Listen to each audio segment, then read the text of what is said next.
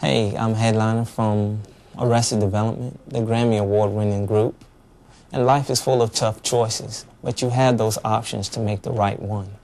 Choose the right path, because it is your destiny, it is your future, and your past should be left with mischievousness and ignorance behind you. Step forward and take that chance. Peace out.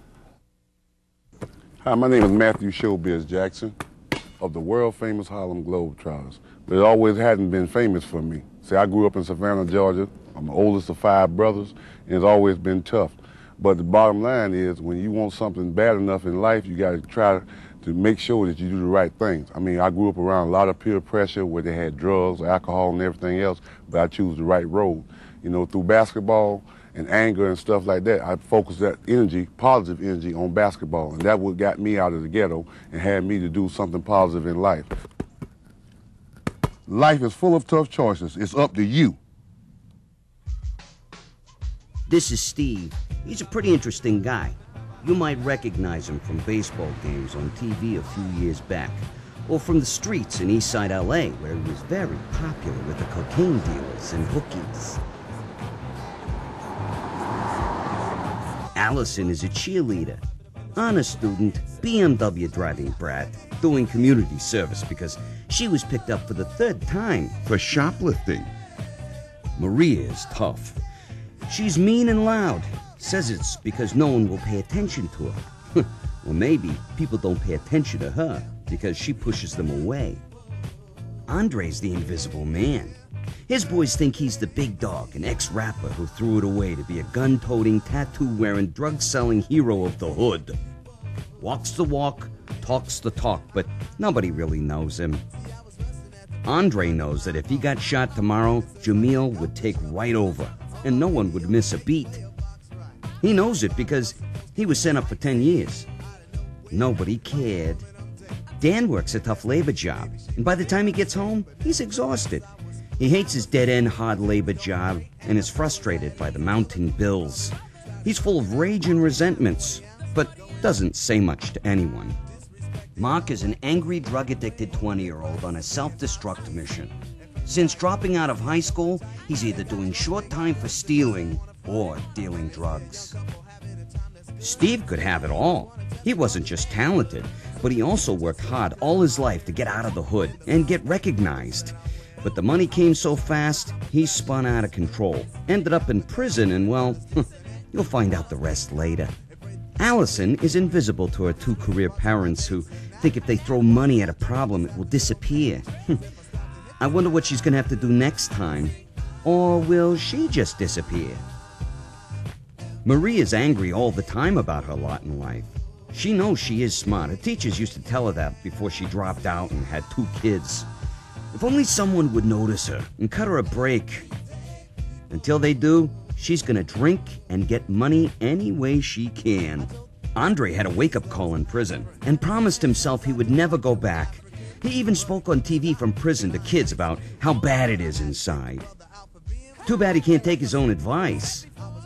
He's out now on probation and back to his old ways.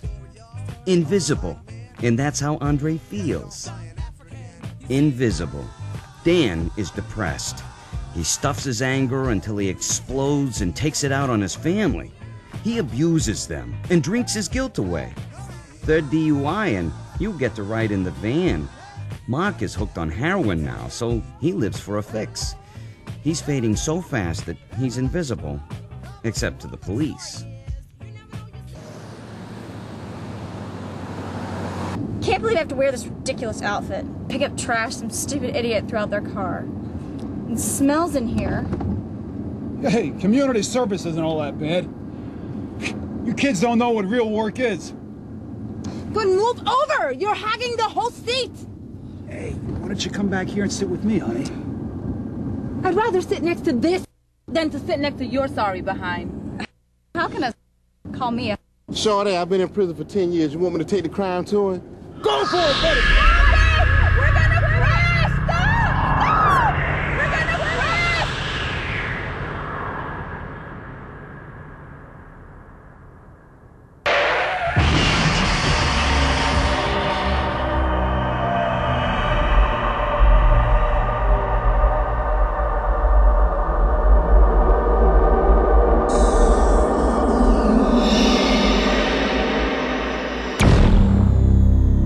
Looks like the last group got out of here. This group I've got this time. I am really gonna be tested.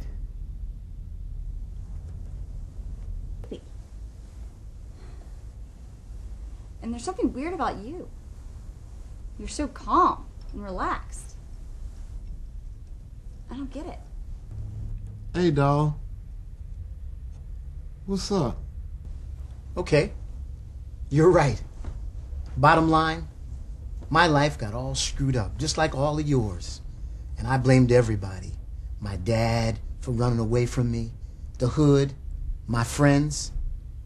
But I had to die before I got a wake-up call, before I got it. Got what?